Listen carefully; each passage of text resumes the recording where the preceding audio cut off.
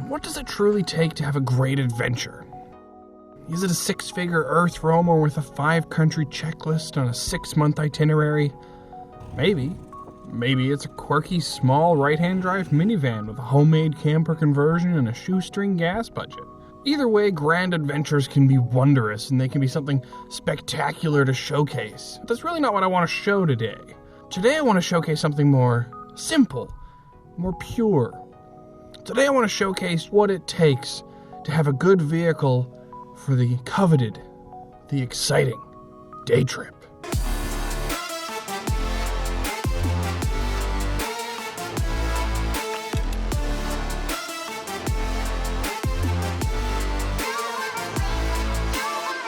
Today on 200 Degrees, we are going to go on an exciting and perilous journey from this parking lot here, moderately near my house, to a far, far destination. A mountaintop, 18 kilometers away. And we are going to be going to that mountain in a minivan.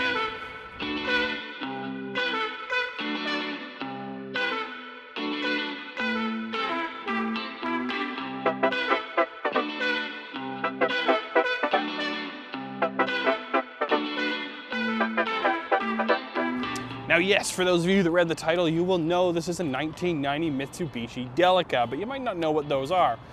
These are Mitsubishi Pajeros, basically, with an Etch-a-Sketch van on top of it. But they are 4-wheel drive, 2.5-liter turbo diesel, 5-speed manuals or automatics, if this, not in this one's case, minivan. And we're going to use it to get to that mountaintop. Doesn't sound like that big of a challenge, but there's going to be a great variety of things we're going to see between here and there, and it'll really showcase what the Delica is good at. And maybe bad at too.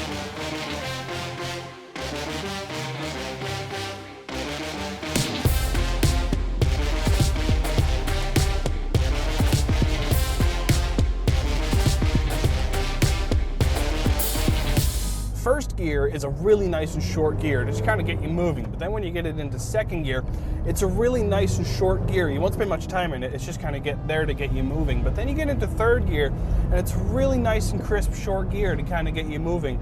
And then you get into fourth, and that's kind of your everything gear, and you can pick your lane. You got lots of visibility, tons of mirrors. I mean, this vehicle is designed to be driven around in Japan. Of course, you've got lots of ability to see out of it because it's a really small country over there and the roads are tight. So driving it over here, even though it's right-hand drive, so high up, it's not an issue. Keeping up with traffic in the Delica isn't really that hard in the city because you can kind of just ride out the power band. About 2,000 to 3,000 RPM is really where you're making the most torque. Apparently peak power is at 4,000. I never bother revving it over 3,200 because the cooling fan gets so loud, it just sounds like it's telling you not to. But it actually makes the act of driving through a city reasonably entertaining. While the Delica looks on camera to be a big, tall riding van, it's actually shorter and narrower than a brand new Honda Civic. The only limitations the van faces is it doesn't fit in many parkades. It's really not that hard to drive in this city, and it's covered in glass from front to back. It's a very easy van to see out of. Really, it's done the concrete jungle of this part of the drive quite well. Unfortunately, next, we've got to go out there.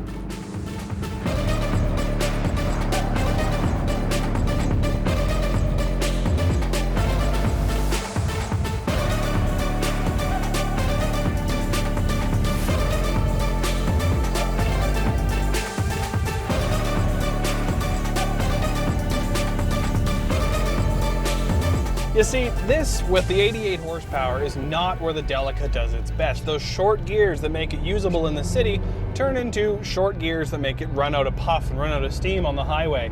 This thing smokes like a 12 valve. It accelerates like the tectonic plates making mountains and has a top speed that is 7 kilometers an hour faster than the world's fastest bicycle. It is not a fast vehicle, and that tall, narrow, and boxy stance of it makes it super susceptible to wind. It's not that it's difficult, but you're regaled to the slow lane. Anytime you come up on a slight incline where other vehicles are going to be doing 120 kilometers an hour, you might be doing 80, just because there's a lot of wind resistance, there's a lot of weight here, and so all of a sudden there's a huge gap between you and traffic. It's not death-defying, you're fine, it's still a vehicle, and really, realistically, you're going to be cruising at 100 kilometers an hour. 60 miles an hour is basically where it sits comfortably. You can go faster, but you're revving out the engine and it just doesn't seem to like it very much. As we reach the halfway point to our destination, I realize I probably edited that a little scarier than it actually was. But it does go to show that the Delica doesn't like highways, whether or not it can do highways. But I also imagine you're thinking that as I drive onto a twisty back road alongside of a lake, that the Delica is going to have about as much poise as you did the first time you interacted with tequila. And while I understand the inclination to believe that, the Delica actually does an interesting job of being on a back road. No one part of the van outpowers another part. So you're all balanced. You drive towards the corner without all that much push towards it. The steering leans a little bit, but it's not excessive. The van has a lot of its weight down low.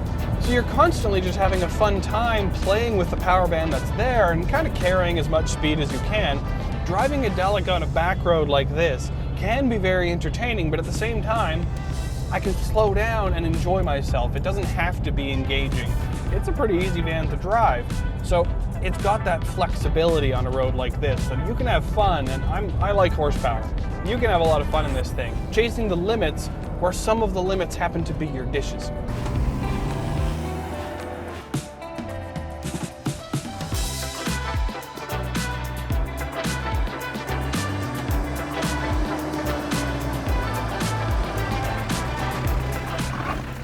It's dirt time!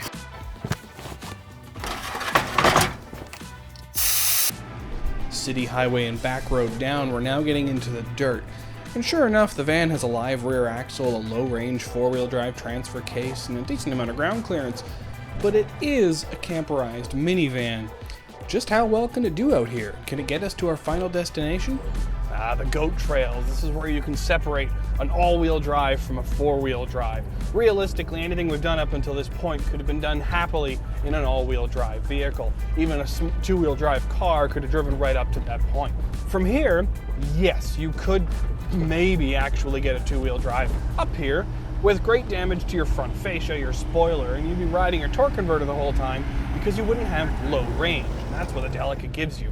It has a low-range transfer case that gives you the control you want in first, second, and third to pick and choose the speeds you want to drive. So if it's a less technical road, you can go into third gear like we're doing now and just kind of riding the swoops.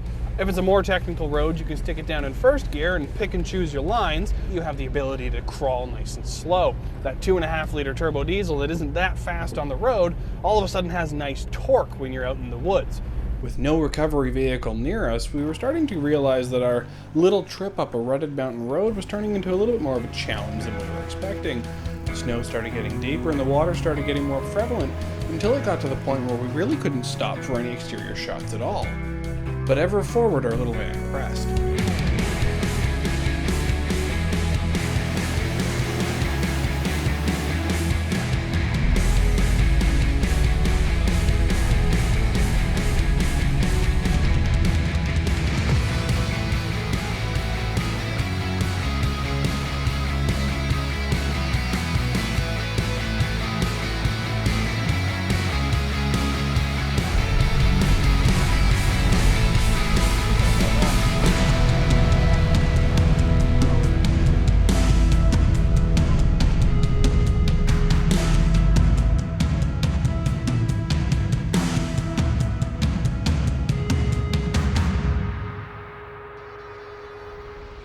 The peak.